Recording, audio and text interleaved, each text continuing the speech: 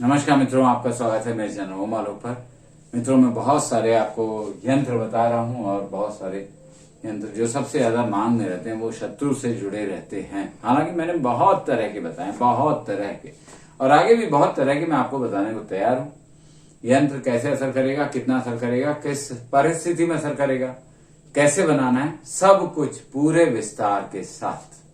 आज मैं आपको एक ऐसा, शत्रु पे बहुत कुछ आता है। शत्रु विनाशक मैंने बहुत से बताए हैं, शत्रु उच्चाटन बताए हैं, शत्रु का उच्चाटन कैसे करें, उसे उखाड़ कैसे फेंकें, और यहाँ तक कि शत्रु मारण भी बताएं।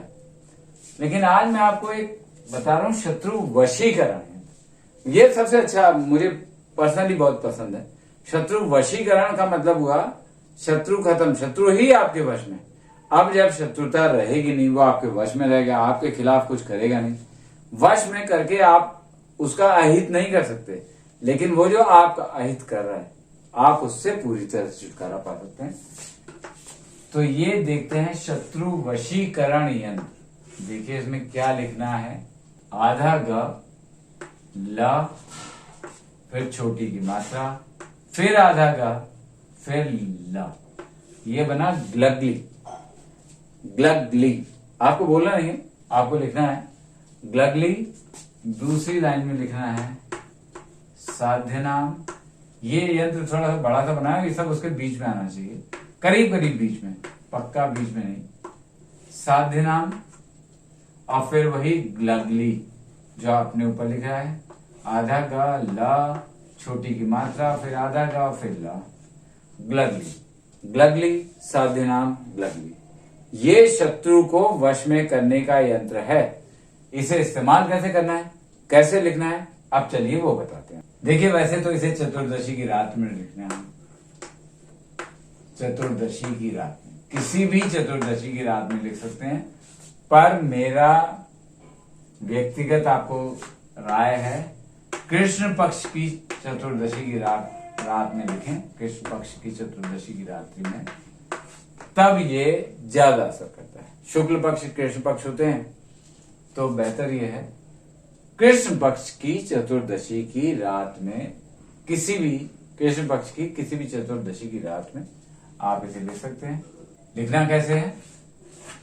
कृष्ण पक्ष की चतुर्दशी की रात को नग्न होकर, पूरी तरह से नग्न होकर, कपड़े उतार कर आप शमशान भूमि पर जाएं।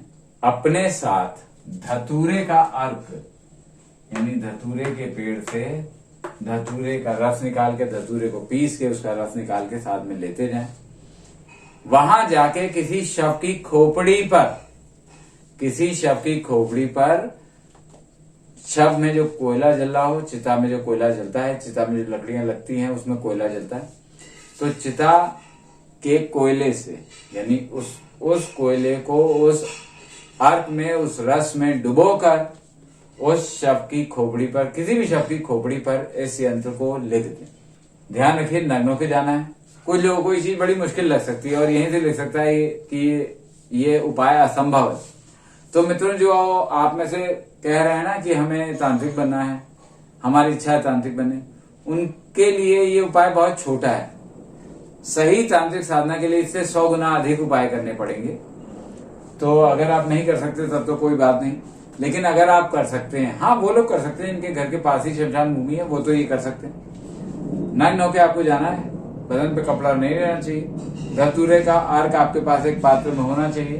मैंने बताया धतूरे के अर्क से, कोयले की जो चिता का कोयला है उससे वो जो घिस सा जाता है जलने के बाद, अर्क में डुबो के खोपड़ी पर लिखिए। कोई मुर्दे की खोपड़ी उठा लीजिए, उसके ऊपर इसको बनाइए और फिर एक मिट्टी के पात्र, मिट्टी का पात्र एक अपने साथ ले जाइए। मिट्टी के पात्र में इस यंत्र को रख दीजिए। उसमें अपना थोड़ा सा खून, शरीर का कहीं भी हल्का सा कट लगा के थोड़ा सा खून डालिए। वहां जो शव जल रहे हैं उसमें से किसी शव का मांस उठा के उसमें डालिए, उसी मिट्टी के पात्र में। उसके बाद वहां शमशान भूमि की किसी जगह पे गड्ढा खोद के उसे दबा दीजिए। अब आपको एक और काम करना है, गड्ढा खोद के दबाना है, साथ में वहां कुछ आग वगैरह थोड़ी सी जला दीजिए, और आग ऐसी जलाइए कि वो जलती रहे। जैसे आप रात को जला के आए, फिर दिन में गए, वहां अगर आप कोई ऐसे जलाए कि जलती रहे, बुझे नहीं। दिन में जाके फिर उसमें थोड़ा सा ईंधन, थोड़ी लकड़ी उकड़ी डाल आइए कि फिर वो जलती रहे, यानी 24 घंटे वो आग जलती रहे। अगर आप ऐसा करने में सफल हो गए तो इसका असर कैसे दिखता है? शत्रु को, आपके दुश्मन को पहले 3 दिन बहुत तेज बुखार आएगा, बहुत बहुत तेज बुखार। उसके बाद वो दुश्मन आपकी जेब में आ गया।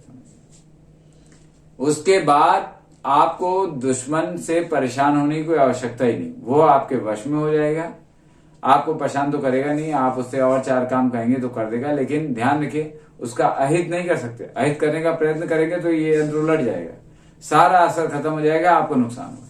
हाँ, वो आपका अहित करना तो खैर बंद ही कर देगा, और जो काम कर रहा है आपके खिलाफ वो आप कह सकते हैं कि अगर कुछ ऐसा कर रहा है तो उससे कहेंगे तो वो मान जाएगा और आपके काम विचार करने को तैयार रहेगा। दोस्ती हो जाएगी, समझिए।